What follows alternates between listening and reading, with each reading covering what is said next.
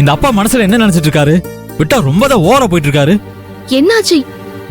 நான் ரோஹிணி மேல கோவமா இருக்கிறது என் மனசை பொறுத்த வரைக்கும் நியாயமா படுது. அது தப்புன்னு எனக்கு இப்பவும் தோணல. ஆனா இந்த அப்பா என்னடானா ரோஹிணி மாப்பிளையும் கிளம்பி போனதுக்கு அப்புறமும் கூட என்ன புடிச்சு வச்சுக்கிட்டு வீட்டுக்கு வந்த பொண்ணை அவமானப்படுத்தி அனுப்பிட்ட, அழ வச்சு அனுப்பிட்ட, மாப்பிள்ளை மனசை சங்கடப்பட வச்சு அனுப்பிட்ட, அப்படி இப்படின்னு சொல்லி சும்மா எரிச்சல கிளப்பிட்டு இருக்காரு. நீ வா, வந்து என்னன்னு கேளு. வா. எங்க என்ன அதுல கூப்பிட்டுட்டே இருக்க, நீ பாட்டு நின்னுட்டே இருக்க? வா கேளு.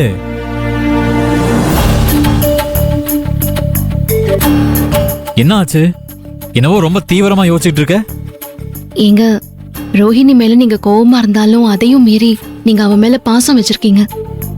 அவ வாழ்க்கை நல்லா இருக்கணும்னு அக்கறையா யோசிக்கிறீங்க. அவ சந்தோஷமா இருக்கணுங்கிறதுக்காக பார்த்து பார்த்து ஒவ்வொன்னையும் பண்ணிட்டு இருக்கீங்க. அப்படியெல்லாம் எதுவும் இல்லையே. சும்மா சொல்லாதீங்க. வீட்ல இருக்கிற எல்லாரும் நீங்க ரோஹிணி மேல எவ்வளவு கோவமா இருக்கீங்கன்னு தான் பார்த்தாங்க. ஆனா நீங்க ரோஹிணி மேல எவ்வளவு பாசமா இருக்கீங்கன்னு நான் பார்த்தேன். உங்க தங்கச்சிக்கு பிடிச்ச இறால் தொக்க அவ டேஸ்டுக்கு ஏத்த மாதிரி சமைக்காம போயிடுவேன்னு நினைச்சு பயந்துகிட்டு கிச்சனுக்குள்ள வந்து அவளுக்காக பார்த்து பார்த்து அன்பா அக்கறையா சமைச்சீங்க பாருங்க. அது ஒண்ணு போதாதா ரோஹிணி மேல எவ்வளவு அன்பும் பாசமும் வச்சிருக்கீங்கன்னு நான் தெரிஞ்சுக்கிறதுக்கு? மாமா கிட்ட நான் பேசிக்கிறேன். அவர் பேசுறது நீங்க எதுவும் மனசுல வச்சுக்காதீங்க. ஆனா உங்ககிட்ட நான் கெஞ்சி கேட்டுக்கிறேன். தயவு செஞ்சு உங்க தங்கச்சி கிட்ட நீங்க எப்பவும் போல இருங்க. சும்மா முன்ன ஒண்ணு பின்ன ஒண்ணு டிராமா போட்டுட்டு இருக்காதீங்க. நீ சும்மா இதையே சொல்லிட்டு இருக்காத. நான் ஒன்னும் டிராமாலாம் ஒண்ணு போடல. உண்மையிலேயே எனக்கு ரோஹிணி மேல கோவம் இருக்குதான். அதனால இப்ப மட்டும் இல்ல, அவகிட்ட நான் எப்பவுமே பேச மாட்டேன். நான் மாப்பிள்ளை கிட்ட பேசினது ரோஹிணிக்காக கிடையாது, மாப்பிள்ளைக்காக மட்டும்தான். அவரு மனசு வருத்தப்படாம நல்லபடியா மறு வீட்டு விருந்த சாப்பிட்டுட்டு சந்தோஷமா போகணுங்கிற ஒரே காரணத்துக்காக மட்டும்தான் நான் அவர்கிட்ட பேசினேன்.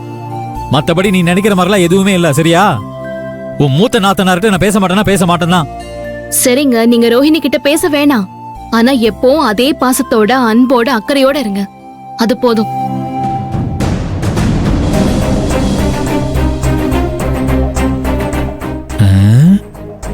என்ன இந்த ஆதர நம்ம பக்கமும் பேச மாட்டேங்கிறா, அந்த பக்கமும் பேச மாட்டேங்கிறா. எல்லா பக்கமும் சரமாரியா பால் அடிச்சு கோலை போட்டுக்கிட்டே போறாளே. ரொம்ப குழப்பமா இருக்கே. இப்ப இவ என்ன பண்ண போறா?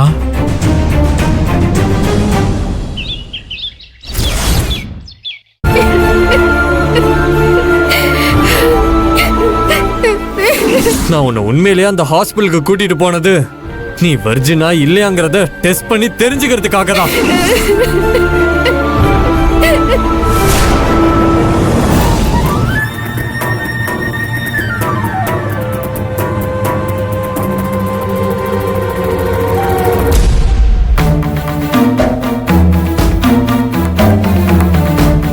ரோஹிணி, வாங்க சிஸ்டர், வாங்க. வணக்கம். வணக்கம். சாரி, ஒரு ஃபோன் கூட பண்ணாம திரும்ப வந்துட்டேன். தப்பா எடுத்துக்காதீங்க. இதுல தப்பா எடுத்துக்க என்னமா இருக்கு? இது உன்னோட நாத்தனார் வீடுமா. நீங்க ஃபோன் பண்ணிட்டு தான் வரணும்னு எந்த அவசியமும் இல்ல. என்ன சாப்பிடுற ஆதிரே? காஃபியா டீயா? ஐயோ, அதெல்லாம் எதுவும் வேணாக்கா. ரோஹிணி எங்க இருக்கா? ரூம்ல தான் இருக்கா சிஸ்டர். அப்படியா?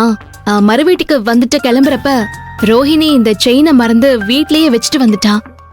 இத ரோஹிணி கிட்ட கொடுத்துட்டு போலாம் தான் வந்தேன். ரோகிணி ரூம்ல தான் இருக்கா, நீங்களே கொடுத்துருங்க. ஒரு நிமிஷம். ஹலோ. சொல்லுங்க. நீ போய் ரோஹிணிய பாருமா. எங்களுக்கு கிச்சன்ல கொஞ்சம் வேலை இருக்கு, முடிச்சிட்டு வந்துட்டோம். சரிம்மா.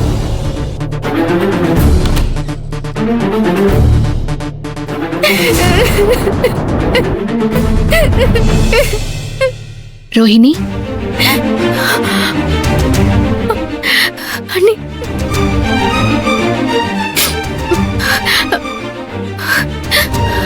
அண்ணி, அண்ணி, வாங்க அண்ணி.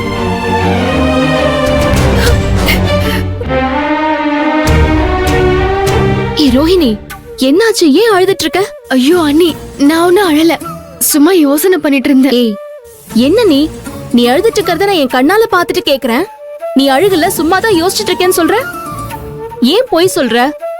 என்ன பிரச்சனை? ஒன்னும் இல்ல அண்ணி. ஒன்னும் இல்லாமையா யாராவது சும்மா இப்படி அழுதுட்டு இருப்பாங்க? என்ன விளையாடுறியா? என்ன பிரச்சனைன்னு சொல்லு. ரோஹிணி, என்ன என்ன ஆச்சு? யாராவது ஏதாவது சொன்னாங்களா? உன் மனச புண்படுத்துற மாதிரி யாராவது பேசினாங்களா? அதெல்லாம் ஒண்ணும் இல்ல அண்ணி. நான் சொல்றத கொஞ்சம் நம்புங்க அண்ணி, ப்ளீஸ். ஏய், நீ முதல்ல என்கிட்ட உண்மையை சொல்லு, நான் நம்புறேன். அண்ணி, அது வந்து பெரிய அண்ணன் என்கிட்ட சரியா பேசாம இருக்குல்ல, அது நினைச்சாதான் மனசுக்கு ரொம்ப கஷ்டமா இருக்கு அண்ணி. அதான் அண்ணனை நினைச்சு நான் என்ன மீறி அழுதுட்டு இருந்தேன். நான் உன்கிட்ட உண்மையை சொல்லுன்னு கேட்டேன். என் காதுல பூசுத்தலான்னு பாக்காத. உன் அண்ணன் உன்கிட்ட பேசாம இருந்தாலும் உன் மேல பாசமா இருக்காரு. உனக்கு அவர் பார்த்து பார்த்து ஒவ்வொன்னும் பண்றாருங்கிறது உனக்கு ரொம்ப நல்லாவே தெரியும். என்ன பாக்குற? எப்போ உனக்கு பிடிக்கும்னு உன் அண்ணன் உனக்காக இறால் தொக்க அவர் கையால செஞ்சு உனக்கு பரிமாறினாரோ அப்பவே உன் முகத்துல ஒரு சந்தோஷத்தை நான் பார்த்தேன். அந்த சந்தோஷம் உன் அண்ணனோட அன்பையும் பாசத்தையும் நீ தெரிஞ்சுக்கிட்டதுனால வந்த சந்தோஷம் ரோஹிணி.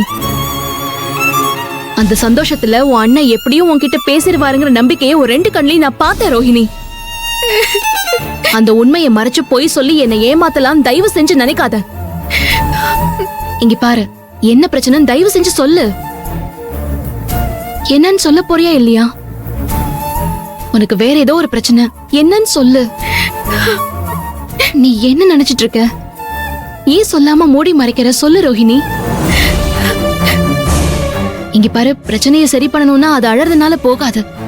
அதுக்கு நீ சரியான முயற்சி எடுக்கணும். சொல்லு. அண்ணி, எனக்கு ஒரு பிரச்சனையும் இல்ல அண்ணி. நான் நல்லா தான் இருக்கேன்.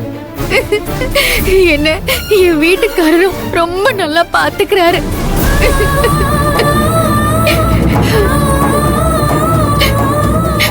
நான் இப்போ உன்கிட்ட உன் வீட்டுக்காரர் உன்னை நல்லா பாத்துக்கிறாரான்லாம் கேட்கவே இல்லையே. நீயா அப்படி சொல்றேன்னா அப்போ உன்னை நல்லா பாத்துக்கலையா? மாப்பிள்ள ஏதாவது பிரச்சனை பண்றாரா? அண்ணி, அப்படிலாம் ஒண்ணும் இல்ல அண்ணி. அப்புறம் எதுக்கு சம்பந்தமே இல்லாம அவரை பத்தி சொன்ன? அண்ணி, நீங்க ஒருவேளை அவர் ஏதாவது டார்ச்சர் பண்றாரோன்னு சந்தேகப்பட்டு கேக்குறீங்களோன்னு நான் அப்படி சொன்னேன். அது எப்படி நான் அவரை சந்தேகப்படுவேன்? இங்க பாரு, நான் மட்டும் இல்ல, நம்ம வீட்ல இருக்கிற ஒவ்வொருத்தரும் மாப்பிள்ள மேல நம்பிக்கையும் மரியாதையும் வச்சிருக்காங்க. அப்படி இருக்கிறப்ப நான் எப்படி சந்தேகப்படுவேன்? நான் அவரை தப்பாவே நினைக்கவே இல்லையே ரோஹிணி. நீயா வாண்டடா மாப்பிள்ளைய பத்தி சொல்றேன்னா நிச்சயமா அவருக்கும் உனக்கும் தான் ஏதோ பிரச்சனை. அது என்ன பிரச்சனைன்னு சொல்லு. உன்னை அவர் டார்ச்சர் பண்றாரா?